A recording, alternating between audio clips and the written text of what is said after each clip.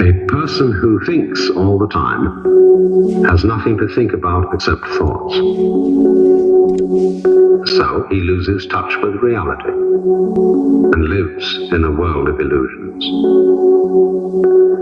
By thoughts, I mean specifically chatter in the skull, perpetual and compulsive repetition of words, of reckoning and calculating. I'm not saying that thinking is bad. Like everything else, it's useful in moderation. A good servant, but a bad master. And all so-called civilized peoples have increasingly become crazy and self-destructive because through excessive thinking they have lost touch with reality. Most of us would have rather money than tangible wealth, and a great occasion is somehow spoiled for us unless photographed. And to read about it the next day in the newspaper is oddly more fun for us than the original event. This is a disaster. To get in touch with reality, there is an art of meditation, of what is called yoga or jhana in India, Chan in China, and Zen in Japan. It is the art of temporarily silencing the mind, of stopping the chatter in the skull. Of course, you can't force your mind to be silent. That would be like trying to smooth ripples in water with a flat iron. Water becomes clear and calm only when left alone. Good evening, folks. It's Diamond with the Oppenheimer Ranch Project, bringing you a grand solar minimum update like none before. It's boom time. It's true. Wednesday, November 7th, 8:33 p.m. Mountain Time, 2018. You have entered the effing awesome classroom, and we're going to be covering some amazing topics tonight. Tracking snow chances and record lows through the rest of the week. Heads up, misery. You're about to be miserable. Wednesday, a few level clouds will continue to stream into the region this afternoon. Tonight, clouds will build overnight as temperatures drop into the freezing territory. Extended forecasts, clouds move back Thursday, leading to a chance of light rain and misery. The dry air in place will eat away at the moisture as it moves Thursday, and a hard freeze is expected by Friday night as we dip into the teens by Saturday morning. That is a huge adjustment in your reality. First accumulating snow of the season expected for some of the Great Lakes. Storm and cold front push south into the central U.S. as record cold grips the nation. A cold pattern has emerged in the plains. Grand solar minimum pattern. A disturbance and cold front will move through the plains and Great Lakes Thursday and Friday, making people freeze their arse off. With colder air in place, snow is expected in parts of the plains, Midwest, and interior. And there it is, snow ahead late week. Heads up everywhere west of the purple line. Into Thursday, snow will spread from the northern Rockies into the central Rockies and then into the central plains. Snow and a mix of rain and snow will be possible from the mid-Mississippi Valley into the Great Lakes region Thursday into Friday, with freezing temperatures extending from Detroit through Kansas City. Heads up, St. Louis. Freezing rain much? Chicago, Des Moines, Sioux Falls, Mini Marquette, you're fluxed or freezing your arse off. And that's tonight's first Steve Keeley boom. I love it. Boom. Yeah, that's a snow boom. Learn to meditate. We'll get back to that. Stick with us. We're going to be teaching you all night. This system will then track northeast, moving into southern Canada and New England by early Saturday, where other regions, including lake effect snow regions, will be flux. Northern Albany, North Bangor, you're talking 5 to 8. That's looking great. We're going to get snow all the way down through Snowshoe into West Virginia. Indy's picking up snow. Illinois is picking up snow. Detroit is covered with 1 inch, 1 to 3 everywhere. Heads up, Marquette. You could be picking up a couple extra inches. Dodge City, most of Kansas. We will not allow that. World's oldest animal drawing discovered in Borneo cave. It's a weird cow beast, 40,000 years old. They're lying to you. We were able to draw weird cow beasts. 40,000 years ago, and they're telling us we learned to farm 8,000 years ago? I doubt it. Let's hit the X. December temperatures. Snow expected to arrive Thursday night. It's not a fright. Well, it is for the pansies. All you pansies out there about to get frozen. A pedestrian walked past flowers dusted in snow in Chi-Town's Loop on April 2018. Yeah, April 2018. Say it ain't snow. We'll be repeating that this year, maybe into May. Christmas is coming early. By the end of the week, Chi-Town is expected to see temps more typical of December. Steve! Ow! You prick. What a fucking ick. Light rain and snow will change exclusively to snow Thursday night and continue through Friday morning.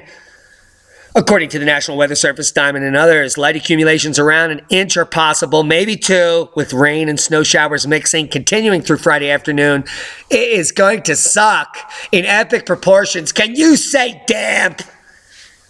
I'm going to put my stamp on that. The majority of the snowfall will occur during the overnight hours. The Weather Service meteorologist Todd Clubber, what a flubber, maybe 10 p.m. Thursday into daybreak Friday, about 7 a.m. or so. Temperatures are expected to drop to the low 30s by Thursday evening, and Friday will be colder. Temperatures in Chi-Town will drop to 24 minimal degrees, with outlying suburbs freezing their asses off at 20.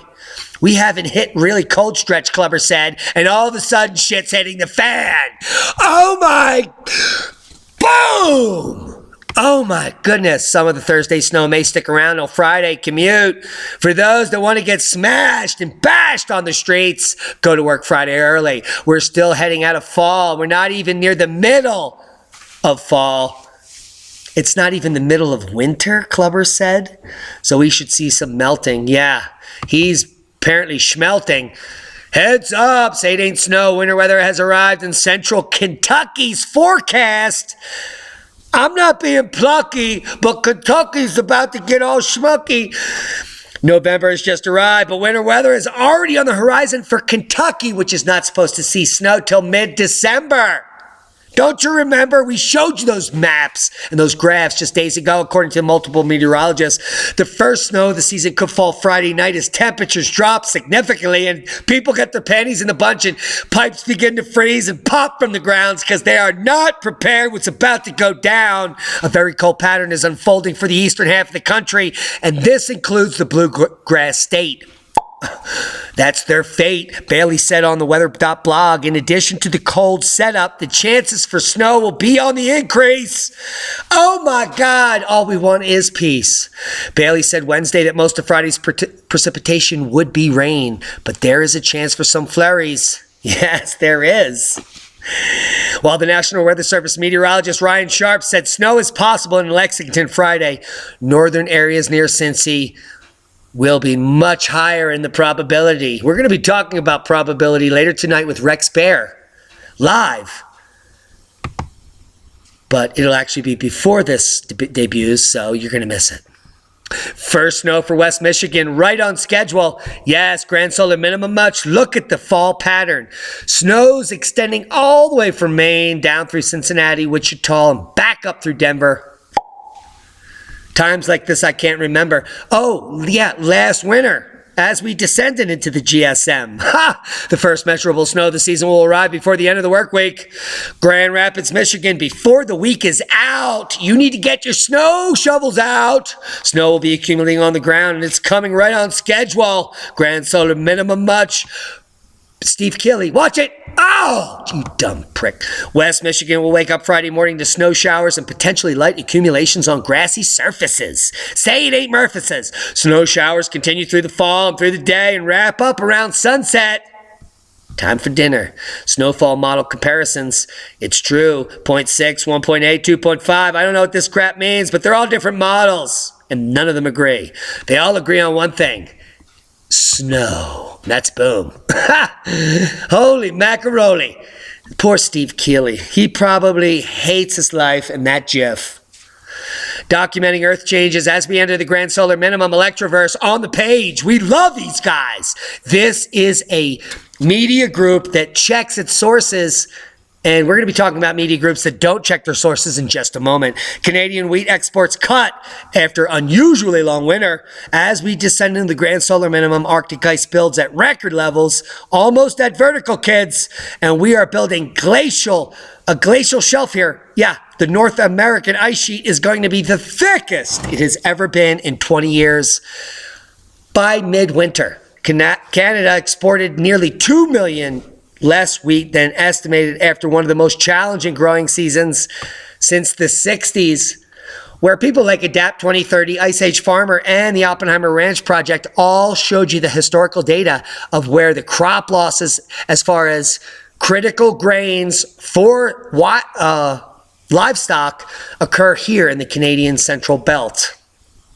Production is still 1 million MT higher than last year as planting area boomed 9%, but that is going to rapidly decrease as we head into the Valentina Zarkova numbers into the grand solar minimum in the coming years. Total wheat exports are pegged at 22.1 million MT, close to last year's figure, but down earlier 24 million estimates. Yes, by 2 million. Adding to a lower global trade as other countries are doing the same thing. This is just going to add insult to injury, and this crop loss scenario is going to cascade upon itself. Seismic update. USGS map loading now.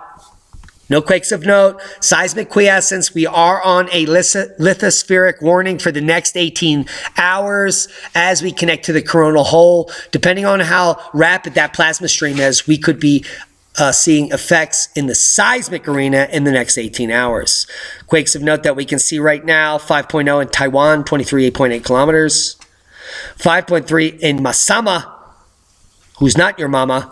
And we have some activity in Central America, and clearly Mexico is lying about the actual 4 magnitude or greater quakes that are not showing up on USGS. But if they're not major earthquakes, we don't care about them. So let's get on with the volcanic uptick. New eruption at Planchón-Peteroa volcano, first since 2011. And we do have video, the only video on the internet of the eruption. And it's because it was misdated. Oh, they're so jaded. Let's watch it. It's only a few seconds. But this is the actual eruption of... This is actually the rarest footage of this erupting just yesterday. And here we can see from the back side.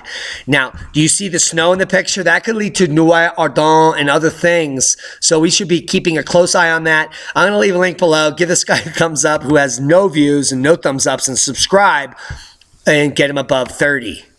And even hit the bell. Why not? What the hell? Hit the bell. He gave us the only footage, but he should have put a 7 there. Should be 7-Eleven. I love that store. What a bore. We have a lot to cover, and it's going to be fun as we go on the update. New eruption at Planchón-Peteroa volcano. You saw it live first via video from the Oppenheimer Ranch Project. First since 2011 in Chile. Small explosive eruption took place on Planchón-Peteroa volcano in Chile at 1323 UTC. The eruption sent volcanic ash 4.2 kilometers. That's 14,000 feet. Yes, 2.75 miles above sea level, according to Buenos Aires VAC. That's 1.3. That's a shit ton above the crater.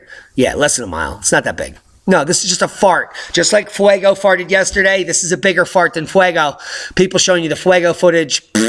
It was embarrassing. I looked at it. Ash drifted to the east-southeast and covered a couple things, but no people, who were probably mostly sheeple. Let's head on with the Fuego eruption. Fuego volcano enters new eruptive phase in Guatemala. Yes, Guatemala Fuego volcano has entered its 4th, 1, 2, 3, 4 eruptive phase of the new year, November 6th. Little agua pura. The volcano experienced weak to moderate explosions with ash plumes rising, the same as the last one, not much. But you can see here on this thermal imaging, badass lava that is way more pronounced than actually happening. The incandescent material is seen rising 200 to 300 meters above the crater, generating avalanches and impacting the vegetation towards the Sica and Tanyoluya, feeding the 1,000-meter lava flow. No people are there. The people that were there are now buried under lava, and they're not actually recovering their bodies. Yes, hundreds of people under these lava flows. And no one knows. Boom! But we told you, and it's not because we're callous, it's because we give you the facts head on. A major eruption started at the Volcano 1600 UTC on June 3rd, and they are predicting that lava flows and other major events could be happening in the days to come. We're going to be watching it closely. Worldwide Volcano News Update. Dukono, continuous volcanic ash. Worldwide, we have Popocatépetl, Krakatoa, Dukono, Toriaba, Sangay, and Planchón-Peteroa, all erupting as we wait for the big one. Planchón-Peteroa has a historic eruptivity at VEI 3 or greater, and it has been upticking. 1, 2, 3. We could see a 4. There's been no historic 4s, but 3. Oh, there is. In 1762. Oh my God, I need a new shoe. That is, yo, are you part of the crew? Check it out. 1762, that is when America was discovered. And I guarantee that this baby is going to blow at VEI 4 when America gets destroyed. Yeah, and I'm not on the steroid. Yeah, we don't do that. We don't do that crap. Now let's talk about the nonsense. Now we've used this resource in the past, and it is strange sounds, but strange sounds are sounding stranger than ever with this update. Insane. Nearly 2,000% increase in major quakes since 1900. What's going on? Well, I'll tell you what, I don't think these people ever took a math class, because I went and got their actual graph at thebigwobble.org, and it's showing 130 or 140 earthquakes currently, M6 or greater as the average, and coming off of 1900 at 25 to 30 earthquakes average. Let's break down this article and see how much they've actually lied to us. First, they said 2,000% increase. So let's just go to the graph. Back in 1900, the average was 25. Here, it's actually higher. It's more like 30 or 40. But from 1900 to 1920, the average was around 40. So to get a 2,000% increase, you would need 800 earthquakes today, which is up here in space. When in fact, we're experiencing 140 earthquakes, M6 or greater, which would be an increase of less than 800%. And they're claiming 2,000. So they're off by double magnitude. So they need to check their math. Additionally, in the article at the end, which has only like 5 sentences in the whole article, it says, of course we know more precisely where seismic fault lines are situated. Yeah, because there's more people and more geologists studying it. We have a better understanding how strains and pressures are released. Yeah, we do. And we have placed more seismographs, exponentially more. Yes, you're correct. But all of this cannot explain, which is only an 800% increase in major earthquakes. Yeah, it can, and I'm going to prove it to you. First of all, they're off by a magnitude of double or greater in the increase in earthquakes being reported, and I'm proving this using their own graph. So, using their own graph, I'm going to show you the facts. Back in 1965, all major universities implemented seismographs. So you have a big jump up and another plateau, which existed till the 90s. In the 90s, seismographs became very cheap, and they were implemented by the hundreds of thousands worldwide. And it bumped back up to this plateau, which we now have is called modern data. So since 1990, you have modern seismic data.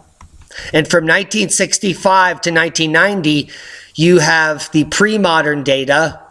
And this earlier data is shite because there was like 37 monitors worldwide.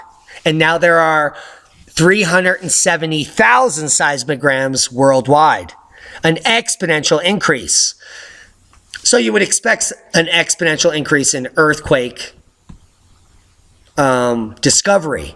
We actually are probably only since 1995 or 1990 actually monitoring all the earthquakes worldwide, because most major earthquakes travel through the entire planet and we can record them everywhere, especially with modern data that's more accurate.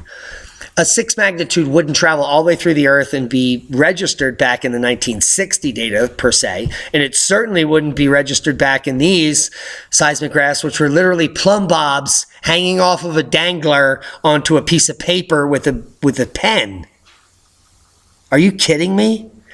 The uptick in earthquakes, 800% increase, is 100% explainable by the increase in seismograms worldwide.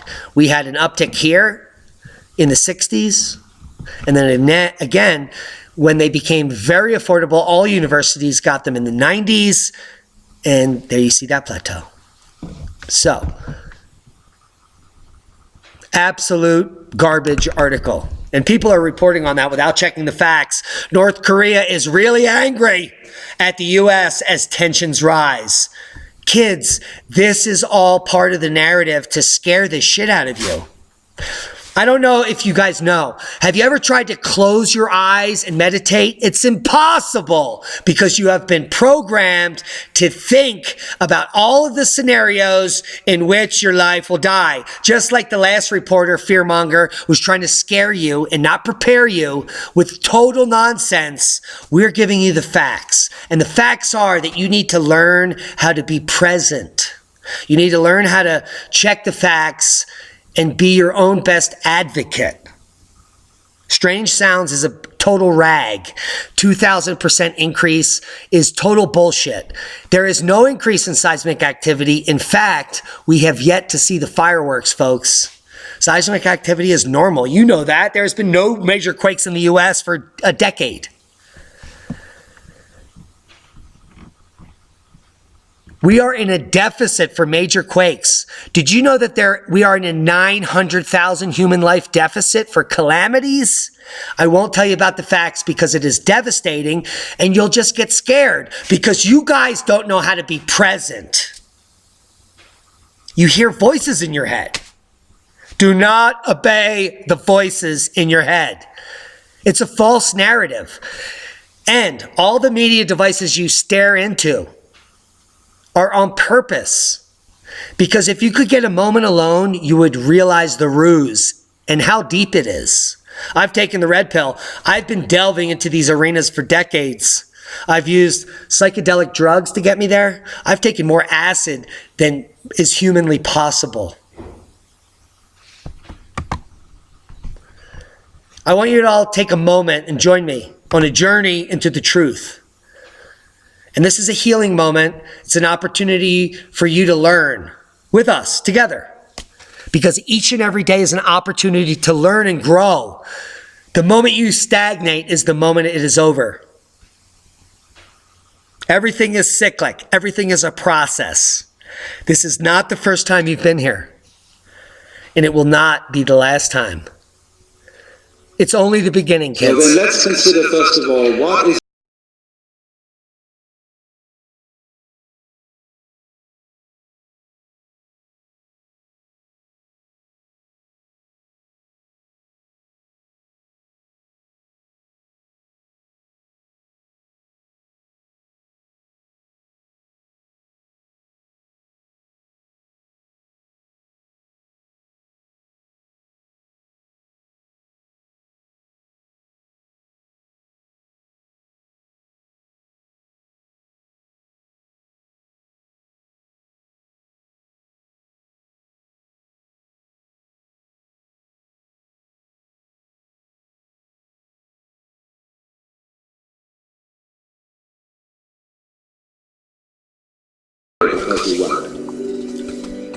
that is a vicious circle.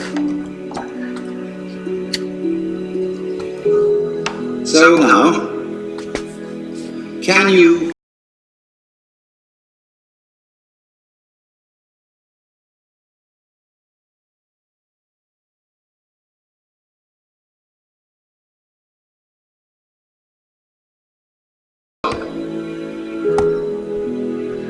and and an enormous number of people devote their lives to keeping their minds busy and feel extremely uncomfortable with silence. When you're alone, nobody's saying anything, there's nothing to do. There's this worry, this lack of distraction. I'm left alone with myself. I want to get away from myself. I'm always wanting to get away from myself. That's why I go to the movies. That's why I read mystery stories. That's why I go after the girls or anything which you do, or get drunk or whatever. I don't want to be with myself. I feel queer. So, well, why do you want to run away from yourself? What's so bad about it? Why do you want to forget this? Why do you want to become yourself? Because you are addicted to thoughts. This is a drug. Really dangerous. Compulsive thinking, going on and on and on and on and on. It's a habit.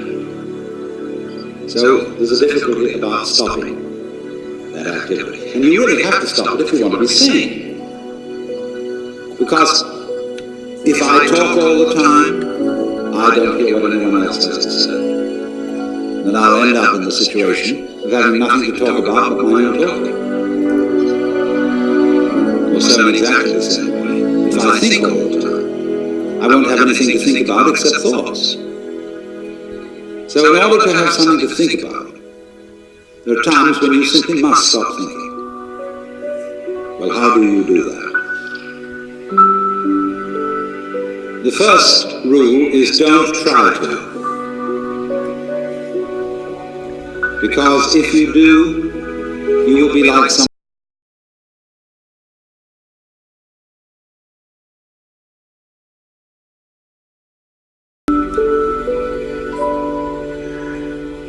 So in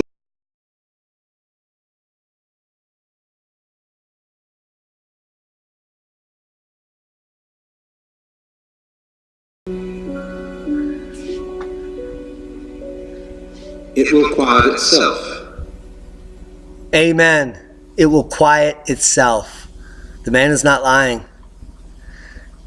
You and I need to start trying to quiet the mind.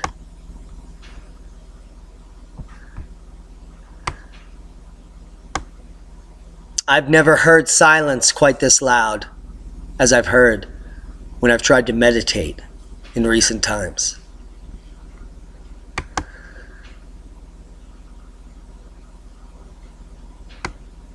Silence is a source of great strength, however, if you can do exactly what Alan Watts recommended. Do not try to stop the water. The brainwashing, the background noise is immense. You need to fall into the silence and listen to the answers. You need to practice these principles or they will not come. This is the way of the ancients. This is how to contact your inner self.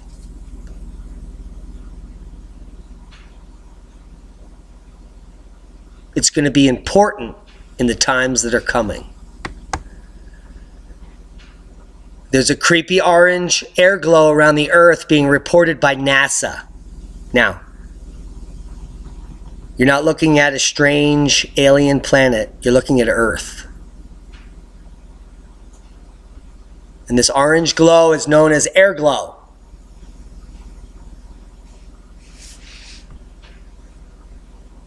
And this air glow is amazing.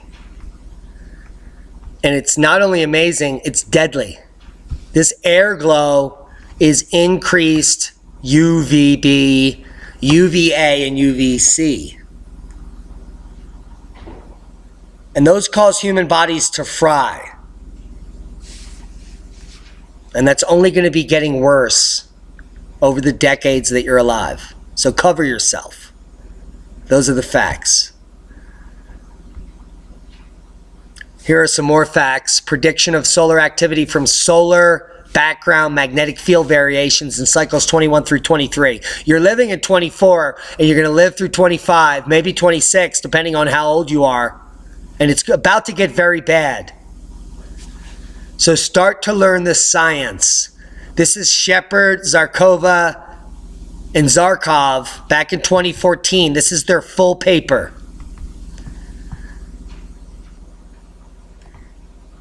Now they've rerun the statistical analysis on this, and we've covered it in great detail over the last 2 days. And the time is now to not start listening to the voices in your head. Quiet yourself. Do it for you. If you change yourself, you will change the universe. I guarantee it. I did it. I came from the depths of hell and emerged in heaven, which is where I'm living. Let's talk about some more solutions. University of Alabama, Huntsville never ceases to amaze. They're one of the cutting-edge, grid-hardening universities on the planet, and they have just developed a plasma-based system that provides radical new path for water purification that runs on pulse DC. Pulse DC. That is a continuous supply that comes directly from our sun if you have solar panels. Plasma-based water purification, University of Alabama, Huntsville. If you want to donate to a college, donate it to this university, which is the cutting edge, saving your arse. Because that's what we need. Steve, he doesn't know, but they do. Check it out. Before we leave, we always have to have fun, and I love each and every one of you, so we're going to go out in a snow kayak. Boom! Heads up. Now is the time to start preparing. The future is not bleak. Every single day is a gift. The moment you realize that, it doesn't matter what's happening around you. Everything is a blessing. You don't need skis to survive in the future. What you need is a kayak. Be safe, everyone. We love you. Clear your mind. Free your soul. And learn to meditate. We can all communicate that way in the future because we are all one.